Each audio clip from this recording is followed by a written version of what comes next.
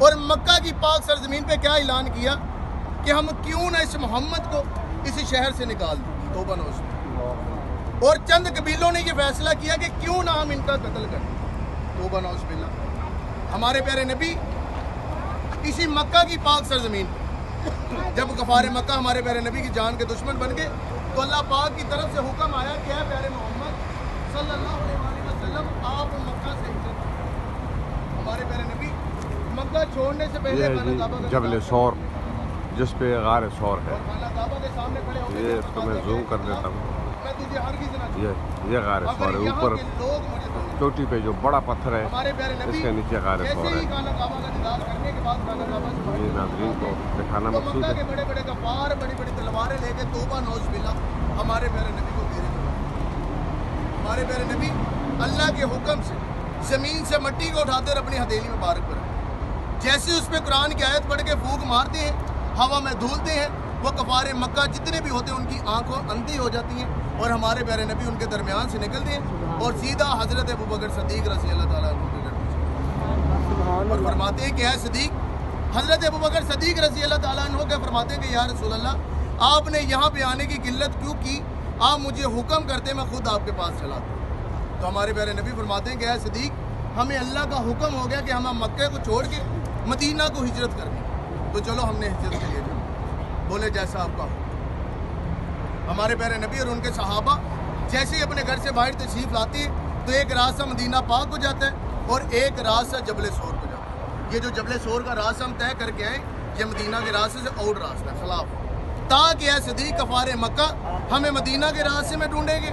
ہم اتنی دیر تک اس غار میں قیام کریں گے جب کفار مکہ ذلیل و خوار ہو کے یہاں سے چلے جائیں گے ہم اس غار سے باہر نکلیں گے اور سیدھا مدینہ پاک کو روانہ ہو جائیں گے. بولے جیسا آپ کا ہو. آج ہم نے یہی راستہ بس کے اوپر طے کیا. نہ تو ہمارے کوئی زخم آیا نہ تو ہمیں سانس چڑھا. گاڑی کا ایسیون تھا الحمدللہ بہت آرام سے ہم غار سے اٹھا. اس دور میں نہ تو بسیں تھی نہ تو کاریں تھی نہ تو موٹر سائیکلیں تھی نہ تو رکشے تھے. اونٹنیوں کے دور تھے. راستے میں ریتلے علاقے آئے برداشت کیے. راستے میں نوکوں والے پہاڑ آئے برداشت کیے.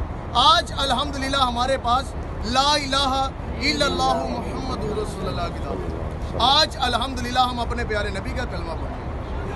ہمارے پیارے نبی اور ان کے صحابہ جیسے اس پہاڑ پہ چڑھنا شروع کرتے ہیں اس پہاڑ کے نخیلے پتھر ہم سب کے پیارے نبی حضرت محمد صلی اللہ علیہ وسلم کے پاؤں مبارک کو زخمی کرتے ہیں.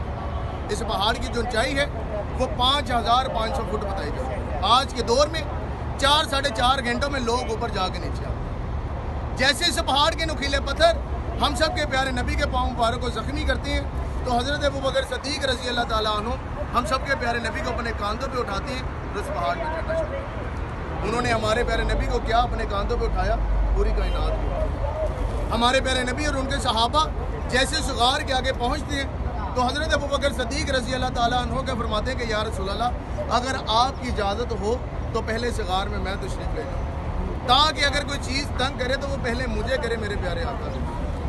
آپ جیسے اس غار میں تشریف لاتے ہیں تو وہ کیا دیکھتے ہیں کہ اس غار میں بہت سی مٹی ہے اور بہت سی آپ اپنا کرتا مبارک اتارتے ہیں پہلے اس غار کی صفائی کرتے ہیں پھر اسی کرتا شریف کو پھاڑ کے ایک حدیث ہے کہ سبھی سوراخ بند ہو جاتے ہیں اور ایک سوراخ رہ جاتا ہے. جو ایک سوراخ رہ جاتا ہے اس میں آپ اپنے پاؤں کی اوپر بات کریں تاکہ اس سوراخ سے بھی کوئی چیز آتی ہمارے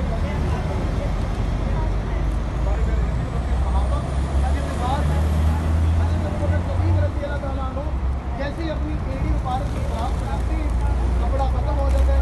اتنے میں ہم سب کے پیارے نبی سوراخ میں داخل ہوتے ہیں اور فرماتے ہیں کہ اے صدیق میں بہت تھک چکا ہوں. آپ ہمارے پیارے نبی کو اپنی گود میں انہوں نے ہمارے پیارے نبی کو پہلے اپنے کاندھوں پہ اٹھایا تو پوری کائنات میں پھر انہوں نے ہمارے پیارے نبی کو اپنی گود میں سلایا تو پوری کائنات کو سلایا دونوں جہانوں کو. اب جس غار میں ہمارے پیارے نبی اور ان کے صحابہ تشریف فرما ہے اسی میں ایک سانپ ہے. سانپ کا بیان کیا. اسی میں ایک سانپ ہے جس نے بہت دیر پہلے اللہ کے آگے یہ دعا کی تھی کہ اے پیارے اللہ مجھے اتنی دیر تک موت نہ دینا جب تک میں آپ کے آخری نبی کا دیدار کروں. ہمارے پیارے نبی جس راستے سے گزر جاتے تھے تین راتیں نبی پاک کی خوشبو نہیں جاتی. لوگ خوشبو کی فیلنگ سے یہ حساب لگاتے تھے کہ یہاں سے نبی پاک کا گزر ہو.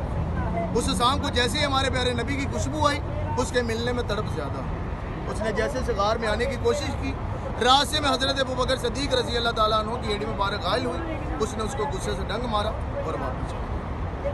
سانپ کی فطرت ہے ڈسنا. ایک طرفہ اس نے اللہ کے آگے یہ دعا کی ہے کہ اے پیارے اللہ مجھے اتنی دیر تک موت نہ دینا جب تک میں آپ کے آخری نبی کا دیدار نہ کروں, اور دوسری طرف اپنی فطرت سے مجبور اس نے اس ایڑی پہ ڈسنا شروع کر دیا. ساری رات ایسے سلسلہ چلتا رہا. صبح ہوئی, آپ کی درد کے مارے ہوئے آنکھوں سے آنسو نکلے اور سیدھا چہرہ محمد پہ صلی اللہ علیہ وسلم. ہمارے پیارے نبی نیند سے بیدار ہوتے ہیں اور فرماتے ہیں کہ اے صدیق تو کیوں رو رہا ہے؟ کیا تجھے گھر کی یاد آ رہی ہے؟ کیا بیوی بچے یاد آ رہے ہیں کہ بیت اللہ کی یاد آ رہی ہے؟ فرمایا یا رسول اللہ ہر چیز آپ کے اوپر قربان, میری مال جان بیوی بچے, لیکن کوئی چیز ہے جو مجھے بار بار ڈس رہی ہے. ہمارے پیارے نبی فرماتے ہیں کہ اے صدیق اپنی ایڑی مبارک ہو. آپ جیسے اپنے پاؤں کی ایڑی ہٹاتے ہیں سانپ باہر آتا ہے. سانپ ہمارے پیارے نبی کا دیدار کرتا ہے, سلام پیش کرتا ہے اور چلا جاتا ہے. ہمارے پیارے نبی اپنا لعاب دہن حضرت ابوبکر صدیق رضی اللہ تعالیٰ عنہ کی ایڑی کو لگاتے ہیں, ان کا زہر ختم ہو جاتا ہے اور ان کی ایڑی بالکل. اب ادھر ہمارے پیارے نبی اور ان کے صحابہ اس غار میں تشریف فرما ہیں. دوسری طرف کفار مکہ, اس دور میں نہ تو CCTV کیمرے تھے, کھوجیوں کے ذرا کھوج لگے.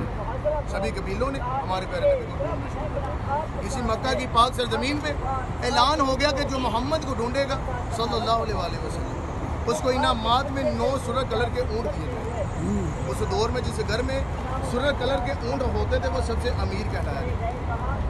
کھوجوں نے کھوج لگانا شروع کر دی. جیسے کھوجوں کو پتہ چلا کہ اللہ کے نبی مکہ چھوڑ کے نہیں گئے, وہ مکہ میں ہی ہیں, وہ ہمارے پیارے نبی کو ڈھونڈتے ڈھونڈتے سگار